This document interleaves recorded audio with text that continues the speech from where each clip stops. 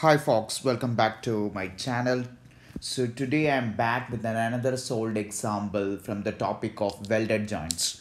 So which is a best weld pattern? It's an interesting question, right? So in this question, what we are trying to look at is we have a torsional loading. Now we have different weld patterns with us.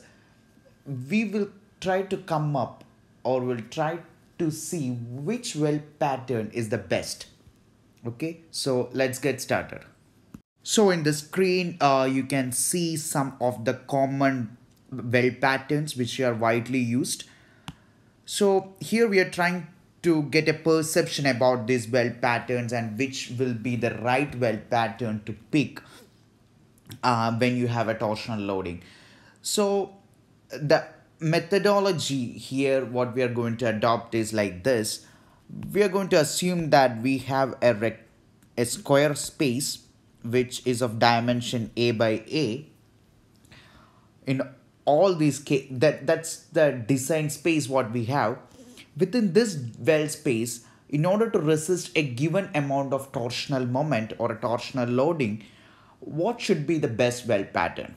So the constraint is clear. Now in order to arrange them or in order to rank them, we need to have a figure of merit, a particular parameter. So now let's go ahead and see what that parameter can be. Before we come up with a figure of merit, let's drive home a few basic concepts like, torsional shear stress can cause, torsional moments can cause torsional shear stress in the weld throat. This is the expression which helps us to calculate the same, where T is the torsional moment, R is the radial coordinate of the point from the CG of the weld group. By point, I mean the point of your interest. Then J is second polar moment of area of the weld group again. Now, for a given torsional loading, if you want to have minimum throat shear stress due to torsion, you should have a high value for this particular quantity, the second polar moment of area. Higher this is, lower the shear stress due to torsion will be. So what's the best way to go about it? Can we make J the figure of merit? No. Why? Because it's not just the J. You need to have a higher second polar moment of area with minimum volume of the weld metal. Isn't that a much better figure of merit? So, okay, before that, in case if you are worried about how to find the second polar moment of area of the weld group, the usual practice is that we will first evaluate unit second polar moment of area, then we will multiply it with the weld throat size. So it's like, for example, consider you have a weld like this, a weld group like this, then each of these lines represent a rectangle.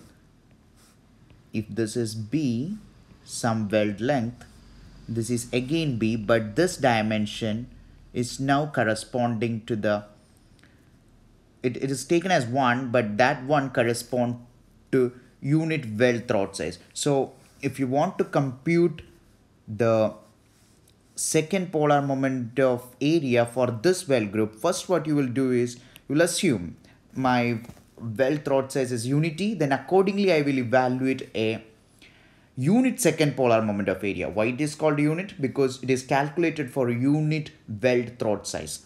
Once that is done, you can simply multiply it with the weld throat size to get the total second polar moment of area of the weld group. And in case if you don't know, weld throat size can be written like this, as a function of fillet weld leg size. To drive home that again, here I have taken two plates, just then there is a fillet weld over here. So now this is your weld leg size, but your throat is this. So your throat size will be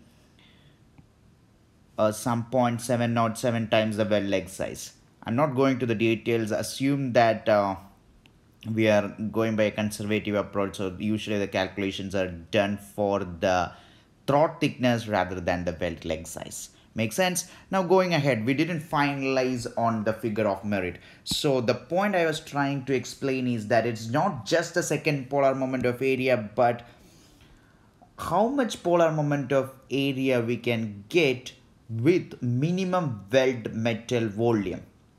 So the figure of merit can be written like this, where the volume can be thought of as, you have the same fillet weld example there. So I'm assuming this is my weld length. Let's call it L, and let's call the throat weld throat size as h by root 2, where h is equal to weld leg size, or what you can call it, so it's also called the fillet weld size.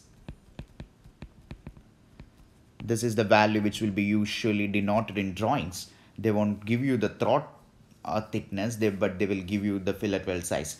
So now what happens if this is the weld group, if this one single thing is a weld group, the volume will be, assuming that in the other dimension also it has length of h by root 2, or it has a thickness of h by root 2, the volume will be h by root 2 whole square times this length. Once you plug that value in, your figure of merit will look like something like this. Now what we can do, we can drop this constant, because at the end of the day it's just a constant. So our figure of merit can be finalized as JU divided by HL, where H is your weld leg size, L is the length of your weld, and JU is the unit second polar moment of area for that particular weld group. So now you have a figure of merit. What you have to do, now you have to evaluate the same for all the 6 weld groups that I had talked about. Where was this? So now you need to evaluate this particular figure of merit for all these weld groups. So for that, what we can do is, again, we have ready-made formulae over here. So these are the formulae which give you the unit second polar moment of area. I will tell you one example. Let's say I want to compute the figure of merit for this particular weld group, then what can be my values of B and D? Remember, there was a constraint that constraint was this: my weld group should be accommodated within this square of size little a. So the maximum values, which in this case this particular value B, this particular B and D can assume, is only little a. So let's plug that here. Let's plug that value over here. That will give you JU. Then we can assume, you can keep that H same as H itself. But what should be the weld length?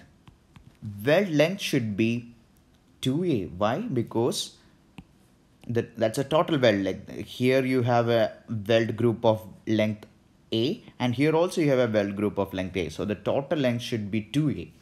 Similarly, what should be the weld length in this case? It should be, what is the maximum value of R which can be accommodated in this square? The maximum value of R in this case will be A by 2, so that A will be the diameter, and the length of the weld will be pi into A.